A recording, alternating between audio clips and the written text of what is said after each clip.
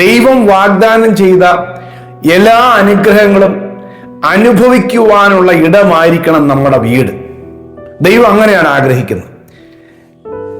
പിശാചിന്റെ സകല പ്രവൃത്തികളെ നമ്മുടെ ഭവനത്തിൽ നിന്ന് അഴിച്ചു കളയാൻ വേണ്ടിയാണ്, അതിനുവേണ്ടി ദൈവം തന്റെ പുത്രനെ ഈ ഭൂമിയിലേക്ക് അയച്ചത്. നമ്മുടെ ഭവനത്തിനകത്തെ അനുഗ്രഹങ്ങളും ആനന്ദവും സ്വസ്ഥതയും ഒക്കെ മറിച്ചു കളയുന്ന പിശാചിനെ, അവന്റെ പ്രവൃത്തികളെ അഴിച്ചു കളയുവാനാണ് യേശു നമ്മിലേക്ക് വരുവാൻ ആഗ്രഹിക്കുന്നതും നമ്മിൽ വന്ന് ജീവിക്കുന്നതും വസിക്കുന്നതും ഒക്കെ. ഇന്നത്തെ ശാലോം സന്ദേശത്തിൽ കർത്താവ് തരുന്ന ആലോചന, നിങ്ങളുടെ ഭവനം ഉല്ലാസത്തിന്റെ ഭവനമാകണം, ആനന്ദത്തിന്റെ ഭവനമാകണം, ദൈവത്തിന്റെ വാഗ്ദാനങ്ങൾ നിറഞ്ഞു നിൽക്കുന്ന ഭവനമായി തീരണം. ഹല്ലേലൂയ. അതിനുവേണ്ടി ദൈവം നിങ്ങളുടെ കുടുംബത്തിൽ സകല പൈശാചിക പ്രവൃത്തികളെയും അഴിച്ചു കളയുന്നൊരു ദിവസമായി ഇന്നത്തെ ദിവസം മാറട്ടെ. ഒത്തിരി പേര് പ്രാർത്ഥനാ വിഷയങ്ങൾ പറഞ്ഞു വിളിക്കാറുണ്ട്, അല്ലെങ്കിൽ പ്രാർത്ഥനാ വിഷയങ്ങൾ പറയാറുണ്ട്. അവരുടെ ഭവനത്തിനകത്ത് സ്വസ്ഥതയില്ല, സമാധാനമില്ല, എല്ലാ സൗകര്യങ്ങളും എല്ലാ ആഡംബര ക്രമീകരണങ്ങളൊക്കെ ഉള്ള വീടുകളാണ്, വരുമാന മാർഗങ്ങളൊക്കെ ഒരുപാടുണ്ട്, പക്ഷേ ഭവനത്തിനകത്ത് സ്വസ്ഥതയില്ല, ബന്ധങ്ങൾ തമ്മിൽ യോജിക്കുന്നില്ല.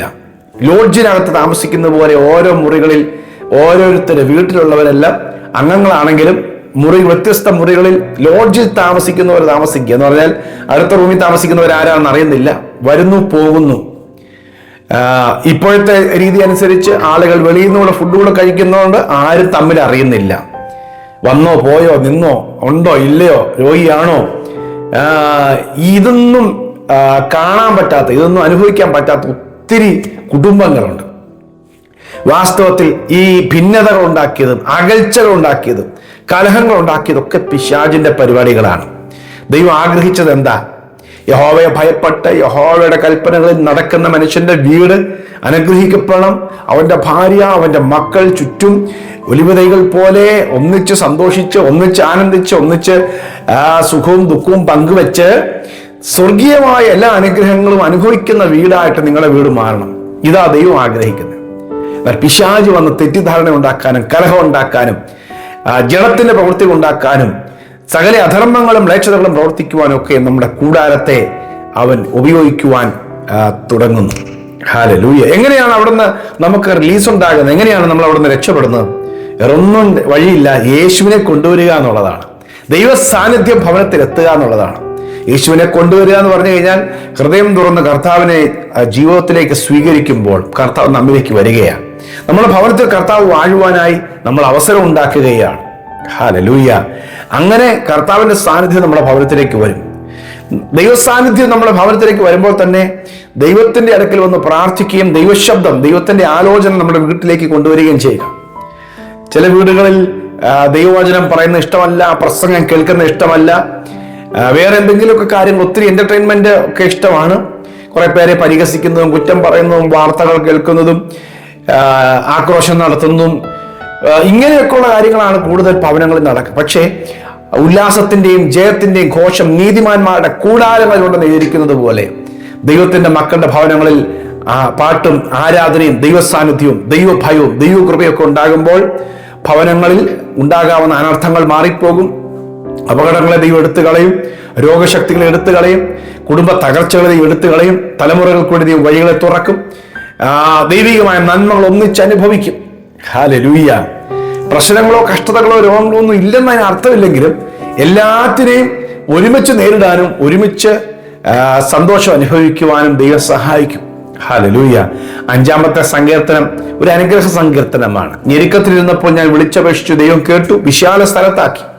പിന്നീട് ലാസ്റ്റ് ഭാഗങ്ങളിലേക്ക് വരുമ്പോൾ കാണുന്നത് ഇങ്ങനെയാണ്: നീയാണ് എന്നെ നിർഭയം വസിക്കുമാറാക്കുന്നത്, എൻ്റെ കൂടാരത്തെ നീയാണ് നിർഭയം വസിക്കുമാറാക്കുന്നത്. ധാന്യവും വീഞ്ഞും വർദ്ധിച്ചപ്പോൾ അവർക്കുണ്ടായതിലും അധികം സന്തോഷം എൻ്റെ ഹൃദയത്തിൽ നീ നൽകിയിരിക്കുന്നു. ഞാൻ അതുകൊണ്ട് എൻ്റെ വീട്ടിൽ സമാധാനത്തോടെ കിടന്നുറങ്ങും.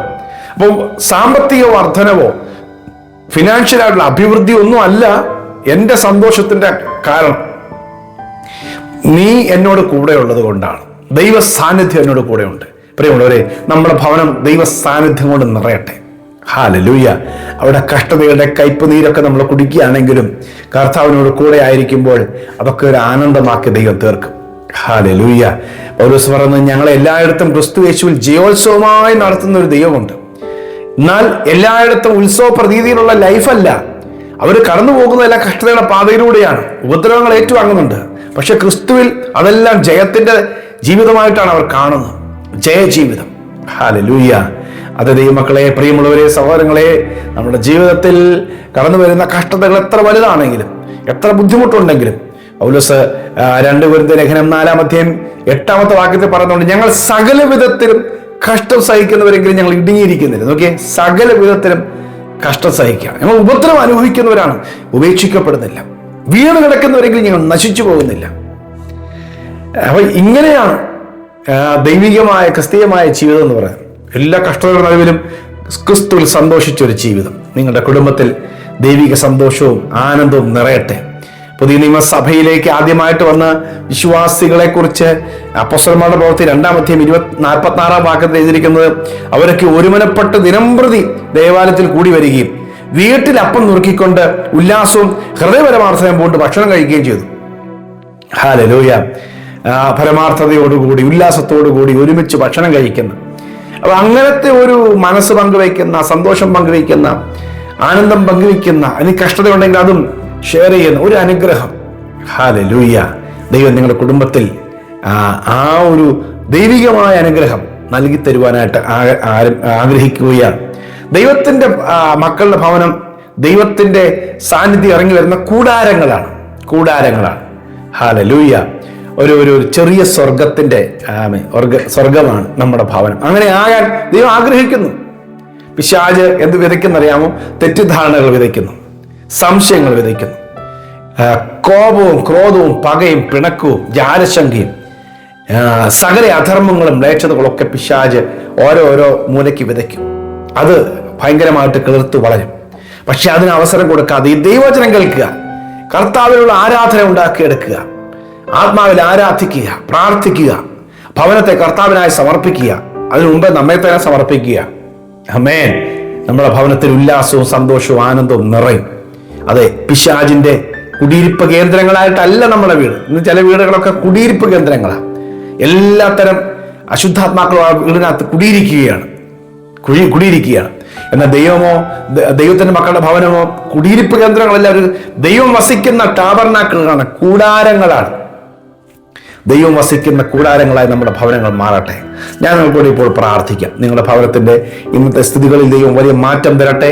ദൈവ സാന്നിധ്യം ഇറങ്ങി വരുന്ന, ദൈവത്തിന്റെ ദൂതന്മാർ കയറുകയും ഇറങ്ങുകയും ചെയ്യുന്ന, ദൈവത്തിന്റെ ആരാധനയും ഉല്ലാസവും ഉള്ള, സന്തോഷം അനുഭവിക്കുന്ന ഭവനമായി ദൈവം നിങ്ങളുടെ ഭവനത്തെ മാറ്റട്ടെ.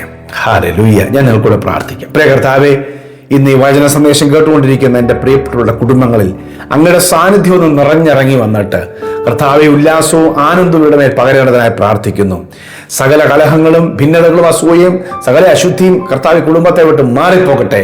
പിശാചിന്റെ സകല കുടിയിരിപ്പുകളും വാഴ്ചകളും ഈ കുടുംബം വിട്ട് മാറിപ്പോകട്ടെ. യേശുവിന്റെ നാമത്തിൽ സ്വസ്ഥമായി പാർക്കുവാൻ കർത്താവെ രോഗങ്ങളും അനർത്ഥങ്ങളും നാശങ്ങളും ഭിന്നതകളും തകർച്ചകളും എല്ലാം മാറി കർത്താവെ സ്വസ്ഥമായ ആനന്ദത്തോടുകൂടി പാർക്കുവാൻ ഈ മക്കളുടെ ഭവനങ്ങളെയും ഇവരുടെ ജീവിതത്തെയും ഞാൻ യേശുവിന്റെ നാമത്തിൽ അനുഗ്രഹിച്ചു പ്രാർത്ഥിക്കുന്നു.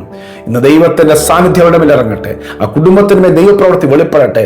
കർത്താവെ, വലിയ ദൈവപ്രവൃത്തിയുടെ സ്ഥലമായ ഭവനം മാറട്ടെ. നിന്റെ മക്കളുടെ ഭവനത്തിൽ ആരെങ്കിലും വന്നാൽ അവർ സന്തോഷം അനുഭവിക്കട്ടെ. നിന്റെ മക്കളുടെ ഭവനത്തിൽ നിന്ന് ആരെങ്കിലും പോയാൽ അവർ ആനന്ദത്തോടു കൂടി കടന്നു പോകട്ടെ. ഈ യേശുവിന്റെ നാമത്തിൽ വീടിനെയും നിന്റെ മക്കളെയും അനുഗ്രഹിച്ചു പ്രാർത്ഥിക്കുന്നു. ആമേൻ. ഹല്ലേലൂയ. നീതിമാന്മാരുടെ കൂടാരങ്ങളായി ഭവനങ്ങൾ തീരട്ടെ. സകല അശുദ്ധിയും മാറിപ്പോകട്ടെ. പിശാചിന്റെ സകല പ്രവൃത്തികളും അഴിഞ്ഞു മാറിപ്പോകട്ടെ. കർത്താവ് വലിയ കാര്യങ്ങളെ ചെയ്യണമേ. ഇന്ന് ഞാൻ യേശുവിന്റെ നാമത്തിന്റെ മക്കളെ അനുഗ്രഹിക്കുന്നു. യേശുവിൻ നാമത്തിൽ തന്നെ. ആമേൻ, ആമേൻ, ആമേൻ. നിങ്ങളുടെ ഭവനം അനുഗ്രഹിക്കപ്പെടട്ടെ. ദൈവിക സ്വസ്ഥതയും സമാധാനം നിറയട്ടെ. ഈ സന്ദേശം നിങ്ങൾക്ക് പറ്റുമെങ്കിൽ കുറച്ചു പേർക്ക് ഷെയർ ചെയ്യുക. God bless you. Have A very blessed day.